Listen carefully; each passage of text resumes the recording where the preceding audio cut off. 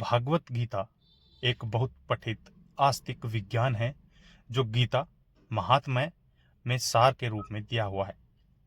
इसमें यह उल्लेख है कि मनुष्य को चाहिए कि वह श्री कृष्ण के भक्त की सहायता से संवीक्षण करते हुए भगवत गीता का अध्ययन करे और स्वार्थ प्रेरित व्याख्याओं में बिना उसे समझने का प्रयास करे।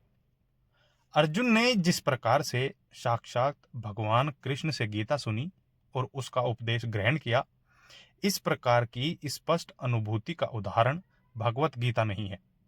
यदि उसी गुरु परंपरा से निजी स्वार्थ से प्रेरित हुए बिना किसी को भगवत गीता समझने का सौभाग्य प्राप्त होता हो, तो वह समस्त वैदिक ज्ञान तथा विश्व के समस्त शास्त्रों के अध्ययन को पीछे छोड़ देता है।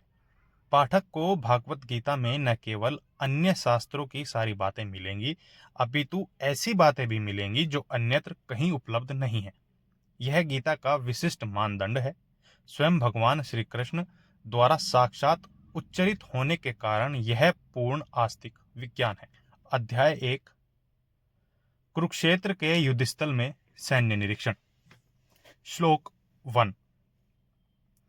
धर्म क्षेत्रे कुरुक्षेत्रे समवेता युयुत्सवः मामकः पांडवाश्चैव किम कुर्वत सज्जया।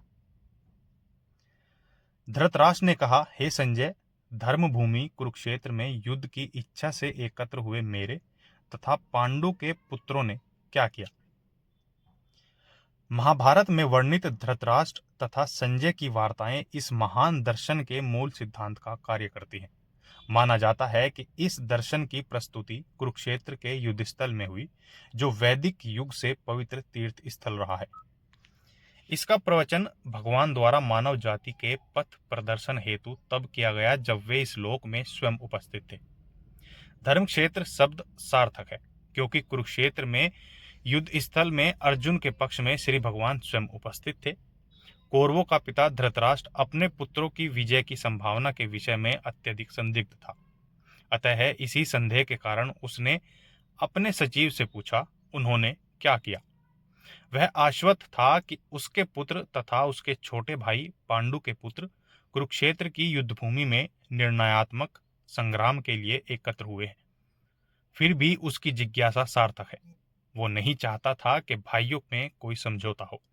अतः वह युद्ध भूमि में अपने पुत्रों की नियति, भाग्य, भावी के विषय में आश्वस्त होना चाह रहा था। क्योंकि इस युद्ध को कुरुक्षेत्र में लड़ा जाना था, जिसका उल्लेख वेदों में स्वर्ग के निवासियों के लिए भी तीर्थ स्थल के रूप में हुआ है।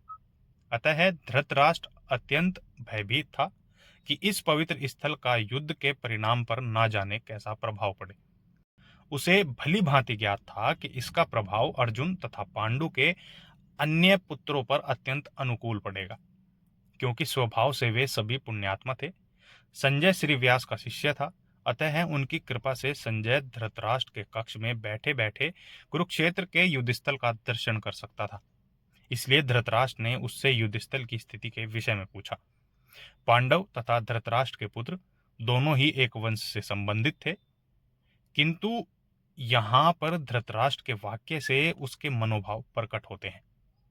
उसने जानबूझकर अपने पुत्रों को कुरु कहा और पांडु के पुत्रों को वंश के उत्तराधिकार से विलग कर दिया।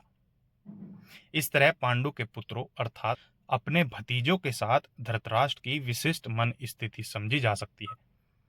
जिस प्रकार धान के खेतों से आवंचित पौधों को उखाड़ दिया जाता है, उसी प्रकार इस कथा के आरंभ से ही ऐसी आशा की जाती है कि जहां धर्म के पिता श्री कृष्ण उपस्थित हों, वहां कुरुक्षेत्र रूपी खेत में दुर्योधन धृतराष्ट्र के पुत्र रूपी आवंचित पौधों को समूल नष्ट करके युधिष्ठिर आदि नितांत धार्मिक पुरुषों की स्थापना की जाएगी। यहाँ धर्म क्षेत्र तथा कुरुक्षेत्र शब्दों की उनकी ऐतिहासिक तथा वैदिक महत्ता के अतिरिक्त यही सार्थकता है। श्लोक 2।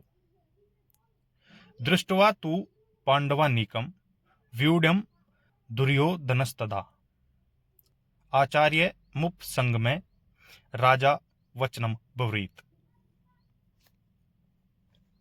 संजय ने कहा, हे राजन, पांडु पुत्रों द्वारा सेना की व्यूह रचना देखकर राजा दुर्योधन अपने गुरु के पास गया और उनसे ये शब्द कहे। तात्पर्य: धृतराष्ट्र जन्म से अंधा था। दुर्भाग्यवश वह आध्यात्मिक दृष्टि से भी वांछित था। वह यह भी जानता था कि उसी के समान उसके पुत्र भी धर्म के मामले में अंधे हैं, और उसे विश्वास था कि वे पांडवों के साथ कभी भी समझौता नहीं कर पाएंगे, क्योंकि पांचों पांडव जन्म से ही पवित्र थे। फिर भी उसे तीर्थ स्थान के प्रभाव के विषय में संदेह था। इसलिए संजय युद्धभूमि की स्थिति के विषय में उसके प्रश्न के मंतव्य को समझ गया। अतः वह निराश राजा को प्रोत्साहित करना चाह रहा था। उसने उसे विश्वास दिलाया कि उसके पुत्र पवित्र स्थान के प्रभाव में आकर किसी प्रकार का समझौता करने नहीं जा रहे हैं। उसने राजा को बताया कि उसका पुत्र दुर्योधन पांडवों की सेना को देखकर तुरंत अपने सेनापति द्रोणाचार्य को वास्तविक स्थिति से अवगत कराने आएगा। यद्यपि दुर्योधन को राजा कहकर संबोधित किया गया, तो भी स्थिति की गंभीरता के कारण उसे सेनापति के पास जाना पड़ा। अतः दुर्योधन राजनीतिज्ञ बनने के लिए सर्वथा उपयुक्त था, किंतु जब उसने पांडवों की व्यूह रचना देखी तो उसका यह कूटनीतिक व्यवहार उसके भय को छिपा न पाया। श्लोक 3। पश्येताम पांडुपुत्राणामाचार्या महतीम चमूम व्यूडाम द्रुपद पुत्रेण तव शिष्येण धीमता। हे आचार्य, पांडुपुत्रों की विशाल सेना को देखें, जिससे आपके बुद्धिमान शिष्य द्रुपद के पुत्र ने इतने कौशल से व्यवस्थित किया है। तात्पर्य: परम राजनीतिक दुर्योधन महान ब्राह्मण सेनापति द्रोणाचार्य के दोषों को इंगित करना चाहता था। अर्जुन की पत्नी द्रौपदी के पिता राजा द्रुपद के साथ द्रोणाचार्य का कुछ राजनीतिक झगड़ा था। इस झगड़े के फलस्वरूप द्रुपद ने एक महान यज्ञ संपन्न किया, जिससे उसे एक ऐसा पुत्र प्राप्त होने का वरदान मिला जो द्रोणाचार्य का वध कर सके। द्रोणाचार्य इसे भली भांति जानता था, किंतु जब द्रुपद का पुत्र धृष्टद्युम्न युद्ध शिक्षा के लिए उसको सौंपा गया, तो द्रोणाचार्य को उसे अपने सारे सैनिक रहस्य प्रदान करने में कोई झिझक नहीं हुई। अब धृष्टद्युम्न कुरुक्षेत्र को युद्धभूमि में पांडवों का पक्ष ले रहा था, और उसने द्रोणाचार्य से जो कला सीखी थी उसी के आधार पर उसने यह व्यूह रचना की थी। दुर्योधन ने द्रोणाचार्य की इस दुर्बलता की ओर इंगित किया, जिससे वह युद्ध में सजग रहे और समझौता न करे। इसके द्वारा वह द्रोणाचार्य को यह भी बताना चाह रहा था कि कहीं वह अपने प्रिय शिष्य पांडवों के प्रति युद्ध में उदारता न दिखा बैठे। विशेष रूप से अर्जुन उसका अत्यंत प्रिय एवं तेजस्वी शिष्य था। दुर्योधन ने यह भी चेतावनी दी कि युद्ध में इस प्रकार की उदारता से हार हो सकती है। श्लोक 4। अत्र शूरा महेश्वासा भीमार्जुन समा युधि युयुधानो विराटश्च द्रुपदश्च महारथ है। इस सेना में भीम तथा अर्जुन के समान युद्ध करने वाले अनेक वीर धनुर्धर हैं, यथा महारथी युयुधान, विराट तथा द्रुपद। तात्पर्य: यद्यपि युद्ध कला में द्रोणाचार्य की महान शक्ति के समक्ष धृष्टद्युम्न महत्वपूर्ण बाधक नहीं था, किंतु ऐसे अनेक योद्धा थे जिससे वह था। दुर्योधन इन्हें विजय पथ में अत्यंत बाधक बताता है, क्योंकि इनमें से प्रत्येक योद्धा भीम तथा अर्जुन के समान दुर्जय था।